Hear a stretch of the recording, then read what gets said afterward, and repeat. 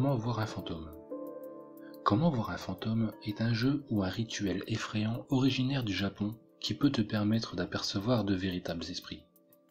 Tu peux jouer à ce jeu tout seul et découvrir si tu as la capacité de voir les défunts. Ne me tiens pas pour responsable si tu découvres que ta maison est hantée. Étape 1. Tu dois te retrouver seul dans une maison. Installe-toi dans une pièce calme. Tu peux t'asseoir sur une chaise ou t'allonger dans un lit. Étape 2. Ferme les yeux et visualise la maison où tu es né et où tu as été élevé. Étape 3.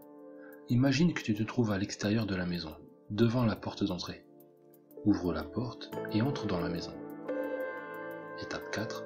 Parcours la maison dans le sens des aiguilles d'une montre et ouvre les fenêtres une par une.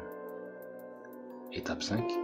Maintenant, fais marche arrière et retourne sur tes pas dans le sens inverse des aiguilles d'une montre en fermant toutes les fenêtres une par une. Étape 6. Quitte la maison par la porte d'entrée, puis ouvre les yeux. N'écoute pas la suite tant que tu n'as pas complété toutes les étapes. Maintenant, voici la question. Pendant que tu parcourais la maison dans ton imagination, as-tu remarqué une étrange silhouette se cachant dans certaines pièces? Cette étrange silhouette que tu as vue était un fantôme.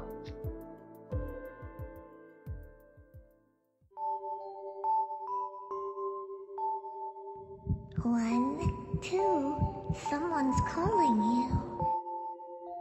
3, 4, better check the app store. 5, 6, better pick up quick. On ne se rend jamais compte de la chance que l'on a. On peut manger alors que d'autres ne le peuvent pas. On peut boire alors que d'autres ne le peuvent pas. On peut se cacher. Thomas n'a pas pu. Chaque nuit, alors que Thomas sentait cette présence, il ne pouvait pas s'enfuir. Il la sentait se rapprocher de lui, mais il ne pouvait crier. Chaque nuit, alors qu'elle le touchait, il ne pouvait se débattre. Son impuissance était totale.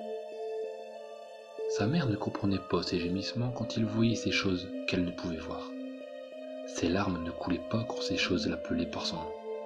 Et pire encore, ses yeux ne se fermaient pas quand ces choses le fixaient toute la nuit, à seulement quelques centimètres de son visage. Obligé chaque soir d'assister à des scènes sordides auxquelles aucun humain ne devrait assister. Des choses qui vous poussent à vous cacher sous les draps, à partir en courant. Les roues de son fauteuil restaient bloquées quand ces choses lui soufflaient la mort au visage. Il n'a pas bougé alors qu'elle lui dévorait le visage. Nous avons la chance d'être ce que nous sommes. Mieux encore, nous avons la chance de pouvoir bouger, de pouvoir se cacher, ou même juste de pouvoir regarder ailleurs. Thomas ne l'a pas pu. Il était tétraplégique.